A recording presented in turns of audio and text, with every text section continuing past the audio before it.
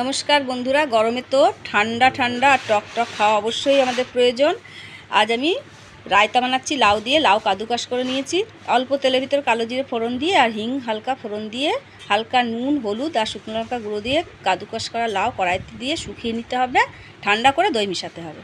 এটা আমি রেখে দিয়েছি, চাল আর ছোলার ডাল ভিজিয়ে রেখেছিলাম 4 ঘন্টা, সেটা পেস্ট করে নিচ্ছি। এতে সব রকমের সবজি, যত সবজি আপনার দেওয়ার ইচ্ছা, ওর সঙ্গে পেঁয়াজ কাঁচা লঙ্কা কুচি সব মিক্স করে নিতে হবে ঘোল তৈরি করে, আর গোলমরিচের গুঁড়ো।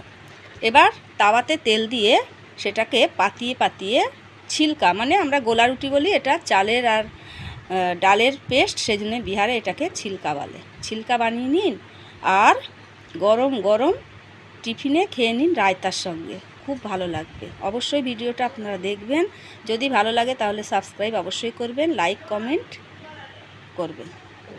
Thank you. এই যে আমি রায়তার ভিতরে দই মিশালাম, দইটা খুব বেশি করেই মিশিয়ে দিতে হবে, বেশি টক দই নেবেন না, হালকা দইয়ের জল ফেলে দিয়ে দইটার ভিতরে মিশাবেন, খেতে খুব ভালো লাগে, সুস্বাদু, পেটও ঠান্ডা হয়।